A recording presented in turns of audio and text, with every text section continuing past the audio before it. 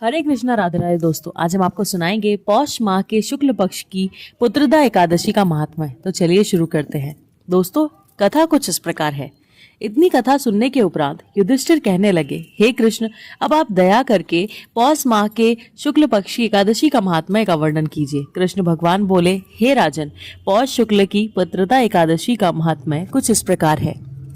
इसके व्रत में भी श्री नारायण को पहले कहीं विधि से पूजन किया जाता है। इस एकादशी के संबंध में एक प्राचीन कथा है, उसे मन लगाकर सुनिएगा। प्राचीन काल में सुकेतु नाम का एक राजा रहा करता था। उसकी पत्नी का नाम शैव्या था। उनके कोई संतान नहीं थी। इससे वह दोनों चिंतित रहते थे। राजा के पितृ रो रो कर पिंड लिया करते और विचार करते कि इस बार हमें पिंड कौन देगा। दुखी राजा ने एक दिन देह का परित्याग के बारे में सोचे, किंतु फिर उसने सोचा कि आत्मदाह तो महापाप है। बाद में एक दिन वह छिपकर घोड़े पर सवार होकर जंगल की ओर चल दिया। वन में जाकर वह वन के वृक्ष और पत्तियों को देखने लगा। उसने देखा वन में शेर, सर्प, बंदर, सुअर, मृग, बाघ आदि घूम रहे थे। हाथी अपने बच्चों और हथनियों के मध्य भ्रमण कर रहे थे। एक पहर घूमते रहने के बाद उसे भूख प्यास लगी।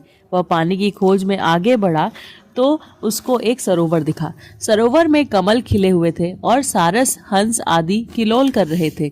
सरोवर के चारों तरफ मुनियों को देखकर राजा घोड़े पर से उतर गया और प्रणाम कर उनके सामने जा बैठा। राजा को देख मुनि बोले, हे राजन, अपने आने का कारण बताइए। राजा बोला, हे मुनीश्वरों, मेरे कोई बेटा नहीं है। मैं दुखी होकर अपना राज्य छोड़कर यहाँ आया हूँ। मुनि बोले, हे राजन, आज पुत्रदा एकादशी है, तुम आज व्रत करो। जो ईश्वर की कृपा है से तुम्हारे पुत्र अवश्य ही उत्पन्न होगा। मुनि की बात सुनकर राजा बहुत प्रसन्न हुआ। उसने उसी दिन एकादशी का व्रत किया और द्वादशी को राजा ने पारायण किया।